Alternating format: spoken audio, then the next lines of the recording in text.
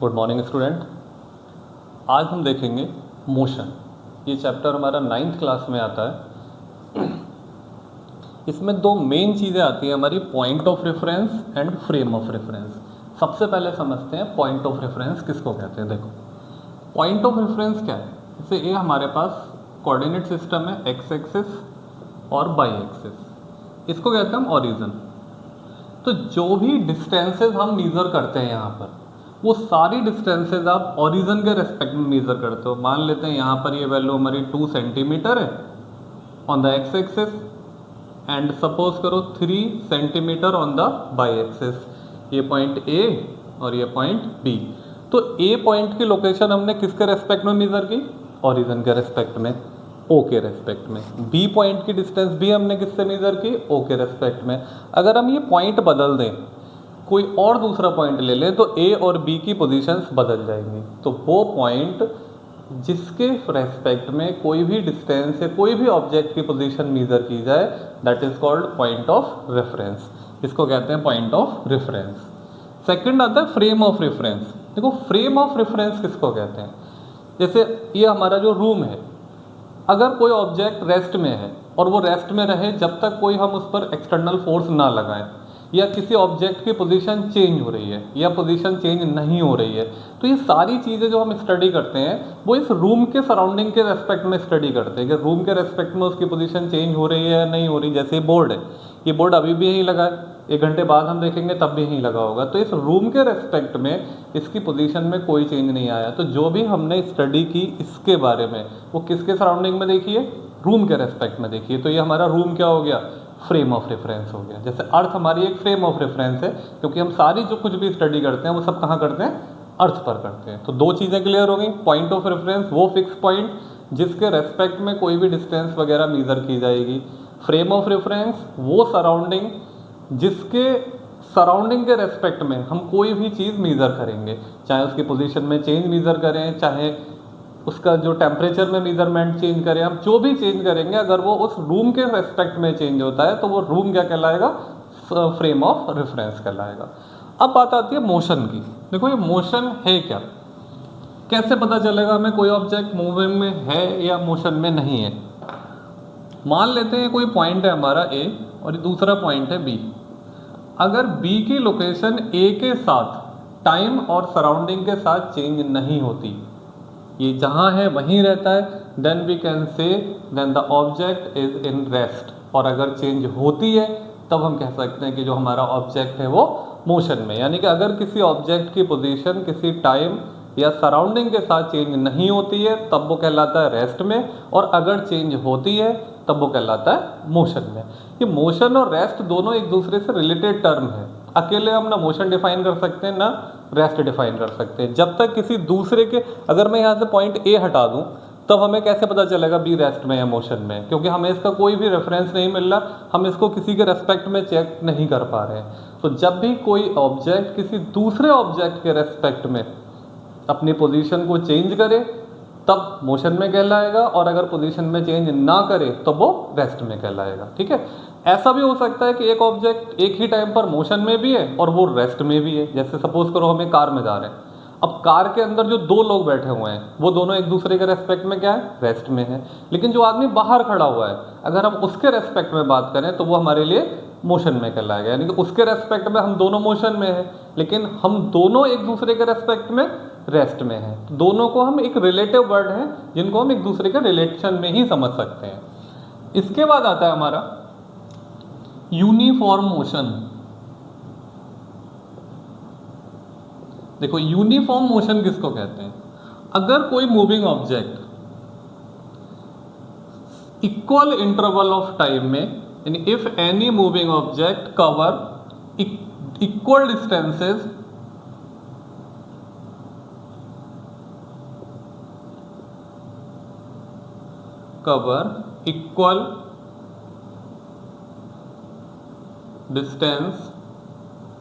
in equal interval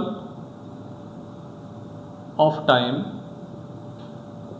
then we can say that object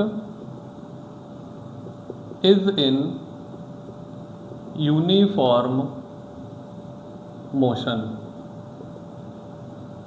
अगर कोई भी moving object equal interval of time में equal distances cover करता है तब हम कह सकते हैं कि ऑब्जेक्ट कैसा हमारा यूनिफॉर्म मोशन में है। और अगर ऐसा नहीं होता, नॉन यूनिफॉर्म मोशन, कोई भी moving object cover unequal distances, यहां हम क्या करेंगे, unequal distances in equal interval of time, then we can say the object is in non uniform motion. यानी कोई भी मूविंग ऑब्जेक्ट अगर अनइक्वल इंटरवल्स में या इक्वल इंटरवल्स में अनइक्वल डिस्टेंस कवर करता है, यानी कि डिस्टेंस और इंटरवल का जो टाइम जो रेशो है वो सेम नहीं है, तब हम कह सकते हैं कि दोनों हमारा जो मोशन है वो कैसा है, नॉन यूनिफॉर्म मोशन है। तो दो टाइप का मोशन होता है, यूनिफॉर्म मोशन, अगर कोई भी moving object equal interval of time में इक्वल डिस्टेंसेस कवर करता है then it is uniform motion, और अगर इक्वल इंटरवल ऑफ टाइम में अनइक्वल डिस्टेंसेस कवर करता है then it is non uniform motion.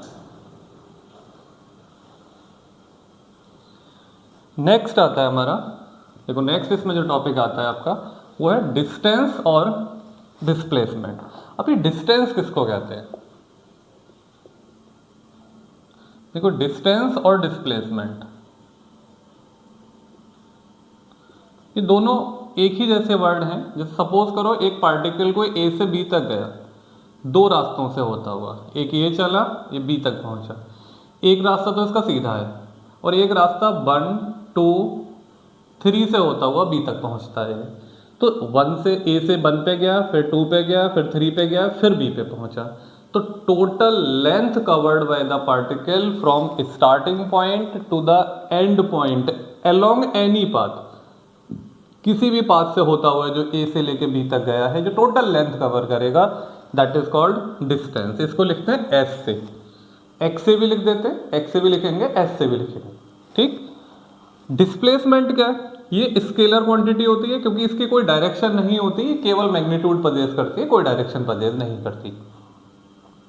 Displacement में क्या है कि दोनों स्टार्ट और फाइनल के बीच की जो शॉर्टेस्ट डिस्टेंस होगी, यानी कि सीधा चला ए से बी, तो अगर हम एस की बात करें तो आएगी ए 1 2 3 और फिर पहुंचा ये बी तक। जबकि डिस्प्लेसमेंट की बात करोगे तो क्या आएगा, एस ए से सीधा बी पे पहुंचा है, और ये कैसी क्वांटिटी है, वेक्टर। ये जो हम एरो ऊपर मार्क करते हैं वेक्टर का साइन होता है। अगर कोई क्वांटिटी वेक्टर है तो उसके ऊपर एरो मार्क किया जाएगा, और वेक्टर नहीं है, स्केलर है, केवल मैग्नीट्यूड पजेस करती है, तब वो स्केलर होगी, उसके ऊपर कोई एरो नहीं लगाते। देखो स्केलर में केवल मैग्नीट्यूड होता है, जैसे हम कहें 5 kilometre that is a scalar quantity, और अगर हम ये कहते हैं कि 5 किलोमीटर टुवर्ड्स ईस्ट, अब एक डायरेक्शन ऐड हो गई इसके साथ में, तब ये कहलाती है वेक्टर क्वांटिटी, ठीक है। तो डिस्टेंस और डिस्प्लेसमेंट का क्लियर हो गया, क्या डिफरेंस है दोनों में। Distance total path length covered by the particle, displacement shortest path length covered by the particle. Distance scalar quantity, displacement vector quantity. Distance never be zero, ये कभी भी जीरो नहीं हो सकती, जबकि डिस्प्लेसमेंट जीरो हो सकती है। देखो कैसे, पार्टिकल यहाँ चला, सब में घूम के आया और ये लौट के यहीं आ गया, ए से चला और ए पर वापस आ गया, तो शॉर्टेस्ट डिस्टेंस बिटवीन इनिशियल, जब ए और बी दोनों एक ही जगह लाई करेंगे तो ये क्या कहलाएगी, जीरो डिस्प्लेसमेंट कहलाएगा। लेकिन डिस्टेंस क्या है, ये पूरा जो कवर किया है इसने, वो इसकी डिस्टेंस कहलाएगी। देखो अब आता है स्पीड। स्पीड किसको कहते हैं, देखो स्पीड को v से रिप्रेजेंट करते हैं, और स्पीड कहलाती है rate of change of distance, यानी डिस्टेंस का टाइम के साथ जो चेंज होता है दैट इज कॉल्ड स्पीड, यानी डेल्टा एस और upon delta T, rate of change of distance known as speed, ठीक।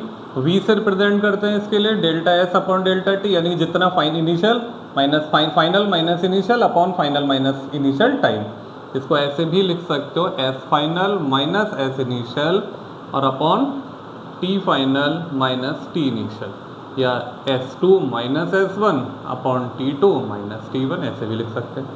ठीक है। स्केलर क्वांटिटी है, कोई डायरेक्शन नहीं होती, केवल मैग्नीट्यूड होता है। स्पीड क्या होती है कि स्पीड की यूनिट क्या होगी, देखो एस की यूनिट होती है मीटर और टाइम की यूनिट होती है सेकंड, तो इसकी यूनिट होती है मीटर पर second. Speed rate of change of distance known as speed, या कह सकते हो कि डिस्टेंस का टाइम के साथ जो चेंज होता है दैट इज कॉल्ड स्पीड, उसको हम स्पीड कहते हैं। ठीक है। स्केलर क्वांटिटी है, यूनिट होती है मीटर पर सेकंड। फिर आती है वेलोसिटी। देखो वेलोसिटी और स्पीड में कोई खास डिफरेंस नहीं है, केवल डिफरेंस है डायरेक्शन का। वेलोसिटी वेक्टर क्वांटिटी होती है, ये चेंज इन डिस्टेंस थी, ये क्या होगी, rate of change of displacement known as velocity. जो डिस्प्लेसमेंट का चेंज होगा टाइम के साथ उसको हम क्या कहते हैं, वेलोसिटी। तो b is equal to delta S upon delta T. अब क्योंकि डिस्प्लेसमेंट है तो इसलिए इसके ऊपर लगाएंगे हम वेक्टर, तो ये क्या होगी, rate of change of displacement upon time rate, इसकी यूनिट भी मीटर पर सेकंड। देखो रेट टर्म तब बोला जाता है जब किसी चीज़ का टाइम के साथ हम चेंज देखते हैं। अगर आप change of velocity displacement with respect to time बोलोगे तब रेट नहीं बोलोगे, और रेट बोलेंगे हम तो हम टाइम का जिक्र नहीं करेंगे वहाँ पर। ठीक, तो ये हो गई हमारी स्पीड और वेलोसिटी। देखो अब आता है स्पीड और वेलोसिटी में डिफरेंस। स्पीड और वेलोसिटी में क्या डिफरेंस है, स्पीड ऑलवेज पॉजिटिव रहेगी, जबकि वेलोसिटी पॉजिटिव हो सकती है, नेगेटिव हो सकती है, जीरो हो सकती है, क्योंकि डिस्प्लेसमेंट पॉजिटिव, नेगेटिव, जीरो तीनों वैल्यू पजेस करता है, जबकि डिस्टेंस केवल पॉजिटिव वैल्यू पजेस करेगा। स्पीड की वैल्यू कभी भी वेलोसिटी से कम नहीं होगी, बराबर हो सकती है वेलोसिटी के, लेकिन उससे कम नहीं होगी कभी भी। ठीक, स्पीड स्केलर क्वांटिटी है जबकि वेलोसिटी वेक्टर क्वांटिटी है। अब आता है एवरेज स्पीड। देखो एवरेज स्पीड क्या होता है, एवरेज स्पीड ये कहता है कि total distance covered by object upon total time, यानी s upon T, total distance covered by the object from initial to final point upon total time known as the average speed. देखो जरा एक question देख लो, मान लेते हैं कोई moving object है, an object cover 50 kilometre in 1 hour, find it's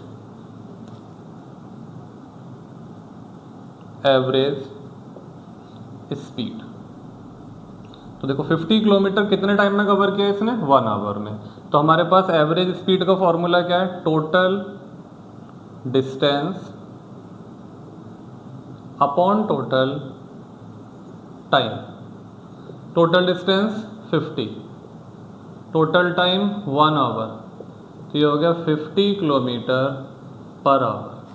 यानी कोई भी पार्टिकल जितनी टोटल डिस्टेंस कवर की उसने और जितना टोटल टाइम लिया, उन दोनों को अगर हम डिवाइड कर दें तो हमारे पास वैल्यू आ जाएगी एवरेज स्पीड की। अब यहाँ पे एक चीज़ समझ लो, अगर हम किलोमीटर पर आवर को मीटर पर सेकंड में कन्वर्ट करना चाहें, जैसे सपोज करो इसी क्वेश्चन में मैं आपसे ये कह देता कि मुझे आंसर अब मीटर पर सेकंड में दीजिए, तब आप कैसे करते। देखो 50, इसको कन्वर्ट करके दिखा देता हूँ मैं, 50 किलोमीटर पर आवर, किलोमीटर को कन्वर्ट करिए मीटर में, दैट इज 1000 मीटर। आवर, एक आवर में 60 मिनट, 60 सेकंड, अब ये सेकंड हो गए तो ये हो गया, ये 2 से 2 कैंसिल कर दीजिए, यानी 10/36 मीटर, और ये सेकंड हो गया पर सेकंड। हाँ काट दीजिए इसके लिए 18 और 2 5 जा, यानी 5/18 मीटर पर सेकंड। ये जनरल कन्वर्जन था हमारा किलोमीटर पर आवर का, क्योंकि यहाँ पे 50 दे रखा है, हम 50 से मल्टीप्लाई कर देते हैं इसके लिए 50 तो कितना आ जाएगा ये 50, यानी कि 5 5 25, 0 अपॉन 18 मीटर पर सेकंड। ये हमारे पास भी एवरेज की वैल्यू आ जाएगी। और जनरल कन्वर्जन की अगर हम बात करें तो क्या कहलाएगा, 5/18 से अगर हम किलोमीटर पर आवर को मल्टीप्लाई कर देते हैं तो हमारा जो आंसर आएगा वो मीटर पर सेकंड में आ जाएगा। ठीक है, देखो इसके बाद आता है एक्सेलरेशन। एक्सेलरेशन क्या होता है,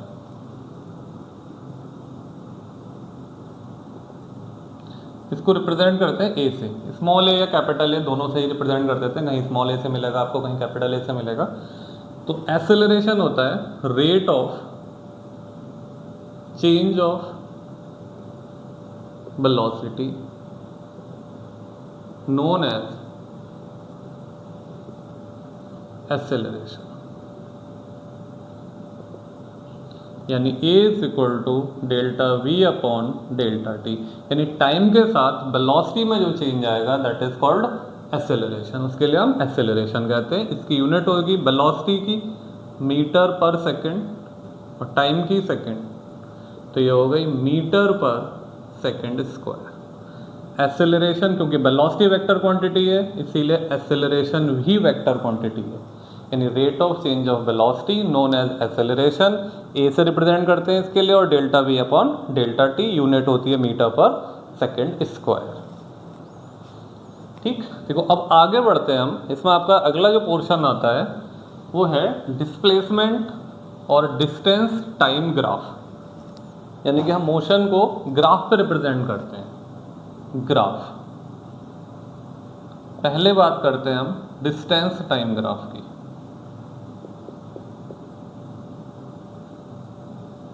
देखो ग्राफ का मतलब क्या है कि अगर कोई ऑब्जेक्ट अलग अलग इंटरवल में अलग अलग डिस्टेंसेस कवर करता है तो उसको हम जो ग्राफिकल रिप्रेजेंटेशन करते हैं that is called distance time graph. देखो इनकी ग्राफ की प्रॉपर्टीज और ग्राफ में साथ साथ बता रहा हूँ, ये टाइम और ये डिस्टेंस। अगर ग्राफ स्ट्रेट लाइन है then it is called uniform motion.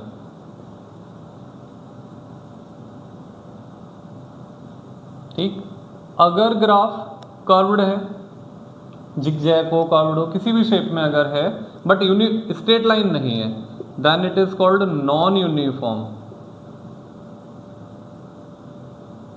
Non uniform motion. अगर ग्राफ टाइम एक्सिस के पैरेलल है तो it is representing for rest, क्योंकि देखो टाइम चेंज हो रहा है लेकिन डिस्प्लेसमेंट डिस्टेंस चेंज नहीं हो रही। इसका मतलब क्या है कि पार्टिकल कहीं जा ही नहीं रहा, रुका हुआ है, तो that is representing for the rest. फिर आता है नेक्स्ट,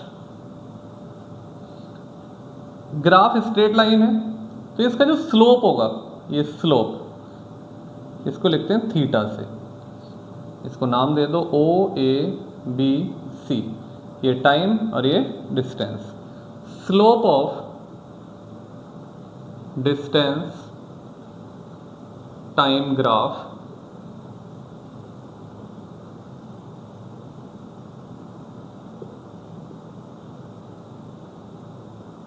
इक्वल टू, ये रिप्रेजेंट करेगा, देखो S upon T, S upon T क्या होता है स्पीड, और is equal to delta S upon delta T. तो slope of distance time graph gives the value of speed, वो हमें स्पीड की वैल्यू देता है। तो ये होगा ग्राफ हमारा, अगर स्ट्रेट लाइन है तो यूनिफॉर्म, कर्व्ड है या नॉन स्ट्रेट लाइन है देन नॉन यूनिफॉर्म, रेस्ट अगर पैरेलल है टाइम एक्सिस के तो रेस्ट रिप्रेजेंट करेगा, और डिस्टेंस टाइम ग्राफ का जो स्लोप होगा that give the value of speed, ये हमें स्पीड की वैल्यू देगा। नेक्स्ट आता है velocity time graph and their property. देखो वेलोसिटी टाइम ग्राफ और उनकी प्रॉपर्टीज कैसे होंगी।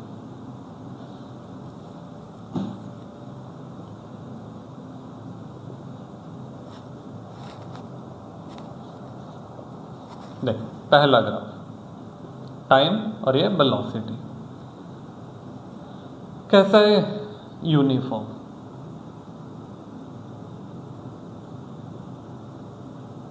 और अगर कर्व्ड है तो नॉन यूनिफॉर्म। ठीक, और अगर टाइम एक्सिस के पैरेलल है तो देखो ये रेस्ट नहीं कहलाएगा, यहाँ पे वेलोसिटी कांस्टेंट है, टाइम चेंज हो रहा है, तो इसको क्या कहते हैं, नॉन एक्सिलरेटेड मोशन। मतलब क्या है कि ऑब्जेक्ट एक कांस्टेंट वेलोसिटी से मूव कर रहा है, इसमें कोई भी एक्सेलरेशन नहीं है।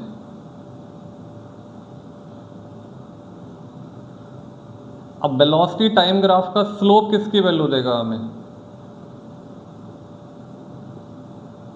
स्लोप ऑफ वीटी ग्राफ, ये वैल्यू देता है एक्सेलरेशन की, delta V over delta T, या कह सकते हो B C upon A B. ठीक, ये हमारी ग्राफ की प्रॉपर्टीज हैं। एक प्रॉपर्टी और आती है area under velocity time graph. ये देखिए, ये टाइम, ये velocity, area under VT graph gives distance. ये distance travelled by the particle की वैल्यू देगा, जो इसका पूरा एरिया आएगा, ये वीटी ग्राफ के नीचे का एरिया। ठीक है, ये हो गई हमारी ग्राफ की प्रॉपर्टीज। अब आती हैं इक्वेशंस ऑफ मोशन। देखो, मोशन को डिफाइन करने के लिए कुछ इक्वेशंस दी गई थी। ये बेसिकली हैं क्या, ये रिलेशन है between u initial velocity, b final velocity, t time, s distance covered bye particle और a एक्सेलरेशन। इन सबको रिलेट करते हुए जो तीन इक्वेशंस बनाई गई हैं, that is called equations of motion. पहली इक्वेशन है b is equal to u plus A T.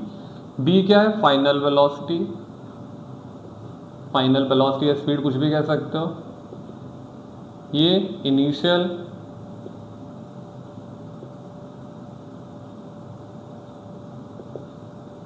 a acceleration और t time.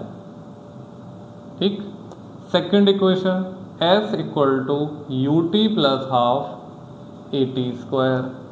Third equation b square equal to U square plus 2as। यहाँ पर एक फोर्थ इक्वेशन और आती है जो अभी 9th में तुम्हारे काम नहीं आएगी, ये 11th में काम आएगी। देखो, ये इक्वेशंस हैं एक पर्टिकुलर टाइम इंटरवल में कवर की गई डिस्टेंस के लिए, वेलोसिटी के लिए, एक्सेलरेशन के लिए। ठीक है, अगर बात आती है टीएथ टाइम, टीएथ टाइम का मतलब क्या, जैसे तुम लोग अभी 9th क्लास में हो, तो 9th का मतलब क्या है, 9th कहाँ से स्टार्ट हुआ, 8th से लेके, जहाँ 8th जैसे ही खत्म हुआ था वहाँ से 8th खत्म हुआ और 9th स्टार्ट हुआ, और कहाँ तक चलेगा जब आप 10th में आ जाओगे। तो 9th का इंटरवल कहाँ से, 8 से लेके और 9 तक का, यानी 1 साल का। तो अगर हम बात करें टीएथ का, तो टीएथ का इंटरवल शुरू होगा t-1 से लेके और t तक के लिए। ठीक है, तो जो टीएथ टाइम की इक्वेशन होगी, या nth टाइम की कह सकते हो, t की जगह में n यूज कर सकते हैं, तो वो इक्वेशन होगी केवल 1 यूनिट टाइम के लिए, और वो लिखी जाती है Sn is equal to U plus half a 2n-1। इसको Snth लिख देते हैं, nth का मतलब इसे 11th, तो 11, 9th तो 9, u initial velocity, a acceleration, और ये वो टाइम इंटरवल है जिसकी हम बात कर रहे हैं, 9th की बात कर रहे हैं तो 9। तो अगर हम यहाँ पे 9 लगाएंगे, जो डिस्टेंस जो निकल के आएगी वो 9th सेकंड में कवर्ड डिस्टेंस आएगी। 3 लगाते हैं, थर्ड लगाते हैं अगर हम, तो थर्ड सेकंड में कवर्ड डिस्टेंस आएगी। इन सब में क्या होगा, जो डिस्टेंस निकलेगी वो 3 सेकंड में निकलेगी। अगर 3 की वैल्यू लगाते हो तो, 9 की वैल्यू लगाते हो तो 9 सेकंड में निकलेगी। 9 का मतलब 0 से लेकर 9 तक का इंटरवल, 9th का मतलब 8 से लेके 9 तक का इंटरवल, यानी कि 1। तो ये स्पेशल इक्वेशन ऑफ मोशन कहलाती है, जो nth टाइम के लिए यूज होगी। अभी 9th में आपका इससे कोई मतलब नहीं है। ठीक है, लास्ट टॉपिक इसमें आता है यूनिफॉर्म सर्कुलर मोशन। अभी हम बात कर रहे थे स्ट्रेट लाइन मोशन की, जब ऑब्जेक्ट हमारा केवल कहाँ चल रहा था, एक स्ट्रेट लाइन में मूव कर रहा था। अब बात करते हैं सर्कुलर मोशन की। देखो, सर्कुलर मोशन क्या होता है, अगर कोई ऑब्जेक्ट किसी सर्किल की सर्कमफ्रेंस के अलोंग मूव करता है, then it is called circular motion. यानी motion of the object is said to be circular if it is moving along the circumference of the circle। Then it is known as the circular motion. अब circular motion में object A से कहाँ पहुंचा है भाई, यहाँ से चलेगा जब ये, तो पूरी डिस्टेंस कितनी कवर करेगा, डिस्टेंस s 2πr, और कितना टाइम लेगा, मान लो t टाइम लेता है, तो वेलोसिटी कितनी हो जाएगी s/t, दैट इज 2πr और अपॉन t। ठीक, अब कितना एंगल कवर करा इसने यहाँ से यहाँ तक जाने में, थीटा एंगल कवर किया है। तो rate of change of angle is known as angular velocity. ये लीनियर वेलोसिटी है, एंगुलर वेलोसिटी को ओमेगा से लिखते हैं, और ये है delta theta upon delta T, यानी कितना एंगल कवर करता है यूनिट टाइम में, that is called angular velocity, और इसकी यूनिट होती है रेडियन पर सेकेंड। ठीक, तो आज हम यही छोड़ते हैं इसके लिए। अब इसके चैप्टर के सारे जो थ्योरेटिकल पोर्शन था वो खत्म हो गया, अब इसमें बचते हैं न्यूमेरिकल। न्यूमेरिकल हम कल स्टार्ट करेंगे।